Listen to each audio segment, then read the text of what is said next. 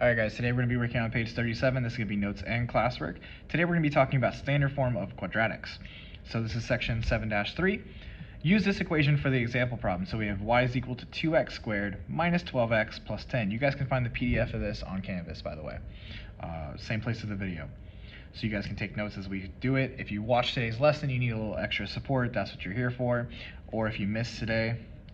Alright, so let's go ahead and complete the following statements. The standard form of a quadratic equation is y is equal to ax squared plus bx plus c. You guys have seen this before, right? We've seen it in factoring, lots of different things. So y is equal to 2x squared. Again, 2 is going to be our a, b is going to be our negative 12, and c is going to be our 10. So let's just talk about what standard form is really good at. Standard form, unlike vertex form, will tell us something really special with the c. So let's start with a. Just like vertex form, it tells us if it opens up, if it's positive, and if a is negative, it tells us if it opens down. Okay? You guys can pause the video whenever you need to. B, it is all about our shifting. So shifting left, right, down. It has a part to play in the axis of symmetry, right? You'll see that in a second. C is equal to our y-intercept. And what's really cool about the y-intercept and the difference between standard form and vertex form is vertex form doesn't have a y-intercept. And the y-intercept is a really cool key feature that's a little bit more difficult to find from vertex form. But with standard, it tells us it right away. If we look at this practice problem, c is equal to 10, right?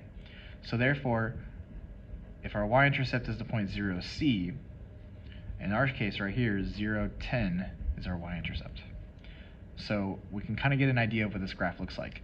It opens up because a is positive. It crosses through the y-intercept at 0, 10. So we need a few more pieces of information in order to get a good idea of what this graph looks like. Well, this comes into play when we start looking at the formula for axis of symmetry. It is x equals the opposite of b divided by 2a. So we say negative b is opposite of b. It's because two negatives make a positive, and a negative and a positive make negative. So it's just easier to say opposite of b. So let's go ahead and find it for this one. So the x is equal to the opposite of negative 12, positive 12. 2 is a part of our formula. A, well, that's equal to 2, right? So we're just substituting it in. Let's go ahead and simplify this. 2 times 2 is 4. 12 stays by itself on the top. 12 divided by 4 is 3. So therefore, our axis of symmetry is x equals 3. Cool. So what we're really looking at, guys, is all the key features of this parabola from standard form. You can do lots of really cool things with it. So we can tell if it goes up and down, we can tell what our y-intercept is, and now we can find the axis of symmetry using this formula that you guys will have to remember. It will not be on a test. All right, let's keep going. So in order to find our vertex now, which is another key feature of a parabola, right, the highest point or the smallest point, minimum or maximum, we need an x and a y value, right? Same thing from vertex form, h and a k, which you guys see we're about to transition to vertex form after, right? So plug in your AOS, which stands for axis of symmetry, which is 3, into the equation to find vertex. So the idea here is that it's always equal to y, right? Or we can say f of x. It's the same thing, right? It's a function of x. So when we plug in 3 for our axis of symmetry, we should get the y value of where our vertex is, right? So let's do it. Y is equal to 2 times 3 squared minus 12 times 3 plus 10. So now it just takes order of operations, so we're going to use PEMDAS to do that. So 3 squared is 9, 9 times 2 is 18, negative 12 times 3 is negative 36, and then bring the plus 10 down. So that's just a simple order of operations problems. So 18 minus 36 plus 10 will give us negative 8. You can type this in your calculator if you struggle with it. All right, so x and y, we found a vertex now, right? So recap again one more time. Tell if it opens up or down. We found the y-intercept. We found x using axis of symmetry. We found y by plugging it back in. So this tells us our vertex. Well, what do we do that for? Well, it's a key feature, right? A vertex is a key feature of our graph. So right here we have 3, negative 8. And we know our a is equal to positive 2, right? Well, now we have all the information we need to be able to make vertex form again. Remember negative h? Well, it's the same thing as opposite of b, opposite of h, opposite of 3, negative 3. Squared, instead of plus k, I'm just going to put minus 8, because there's no reason to put plus negative 8. All right, cool. So that goes for all the notes. Go ahead and pause it here if you want to finish copying down. We're going to go ahead and skip to example problem number A now. So for example problem number A, we have a quadratic here. We have A, B, and C. Let me go ahead and fold that up really quick. So A, B, and C, let's go ahead and find the axis of symmetry. Let's start there. X is equal to the opposite of 6 is negative 6 over 2 times A, which is 1, right? You see there's a visible 1 right there. So 2 times 1 is 2, negative 6 divided by 2 is negative 3. So x equals negative 3. Cool, we're almost at being able to find the vertex now. So negative 3 is our x value. So we're going to plug that back in. We're going to have y is equal to negative 3 squared instead of x squared plus 6 times negative 3 and then plus 4. Right? Not bad. So let's do it. Negative 3 squared is 9 minus 18 plus 4 is negative 5. Right? Type that in your calculator to prove that's right. You'll get negative 3, negative 5. So we found our axis of symmetry, we found vertex. All we're doing is finding key features from a quadratic in standard form now. So let's keep going. Y-intercept. We know that's the point 0C. Our C value is 4, so 0, 4. Cool, that was easy. We have our vertex. We have a value of being 1, so we can make vertex form. Y equals, there's no reason to put the 1 there. X, the opposite of 3, positive 3, squared, minus 5. So now we have vertex form. Domain, well, that's really easy. The domain of a quadratic is always all real numbers. Why, you ask? Because it goes to the left forever and the right forever, even if it's going up or down. This one happens to be going up, so let's just sketch a quick little graph of a parabola going up. Well, to find the range, we need the y value of our vertex, right? Because that tells us on the graph, on the coordinate plane, where it's at. So think about this. Our graph only exists going up from negative 5. Doesn't matter where it is on the graph, right, or what it looks like. Sorry, it does.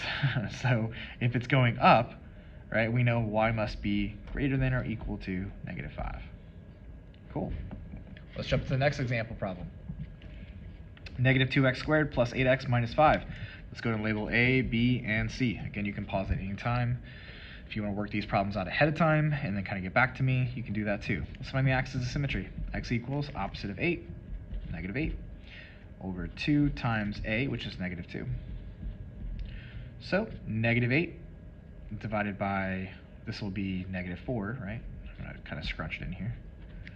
X will be equal to 8 divided by 4 is 2. Negative over negative is positive. All right, so we found half our vertex again. Let's find the y value, plug it back in. Negative 2 times x was 2. So we got 2 squared plus 8x minus 5, right? Oh, sorry. There's no more x anymore, guys. Look at that. Even your teacher can make little mistakes. Don't worry, I would have found out later when I've been like, well, what do I do here? All right, so let's go ahead and follow order of operations again. 2 squared is 4. 4 times negative 2, negative 8, plus 16 minus 5, because 8 times 2 is 16. Go ahead and simplify all that down. You'll get 3. You end up with 8 minus 5, which is 3. All right, so we got our vertex, 2, 3. So we kind of get an idea what this graph is looking like.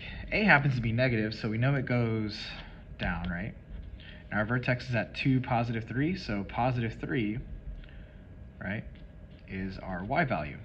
So we know the range only exists below 3, so we can say y is less than or equal to positive 3. Domain, we can easily figure that out, all real numbers. Y-intercept, we can also figure that one out. It's always 0C, our C value is negative 5. Vertex form, well, we can make that. We know A is negative 2. X, the opposite of positive 2, negative 2, squared. And the positive 3 means going up 3.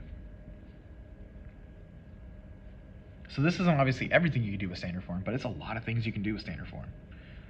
without even graphing it, we can tell all of this information, right? We can even sketch little graphs. I could do more detailed graphs, right? I can draw actual coordinate planes. I could plot the y-intercept, plot the vertex. I could make it look a little bit more official. But for now, this is sufficient enough. All right, example C. So we're already at the 10-minute mark. All right, let's keep going. Example C, we'll notice that y is equal to x squared minus 2x. Well, I have A and I have B, but I'm missing the C, right? Because the C is the constant by itself. Well, if there's nothing there, we can assume it's just plus 0, right?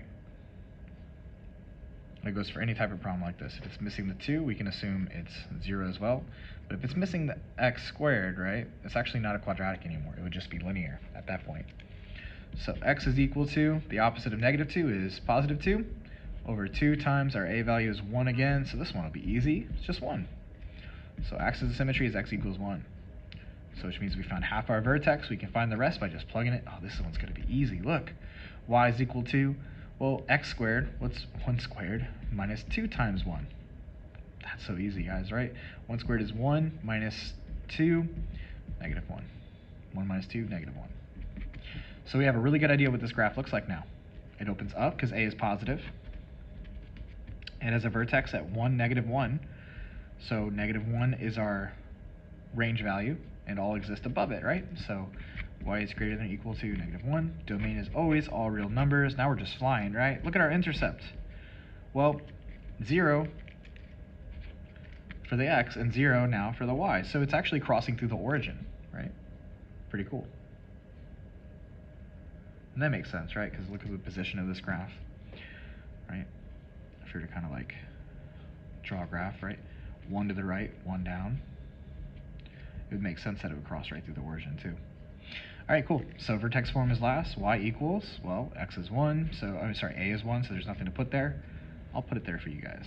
Right? There's an invisible 1 for our A. X minus 1 squared minus 1. Remember, because the vertex is always opposite for the h value. So that's pretty much it. So now you guys have problems number 1, and then on the back you'll have 2, 3, 4, and 5 to do on your own. We're going to be working on them in class tomorrow, but yeah, you pretty much have everything you need to be able to do all these problems and find the key features. Hope the video helped, guys, and you guys can pause it, watch as many times as you want to. Make sure you give me some feedback if you guys need to see specific things, you didn't like certain things, right? This is my first time doing this, so I just want to see if there's anything I can improve on. Have a good rest of your day, guys.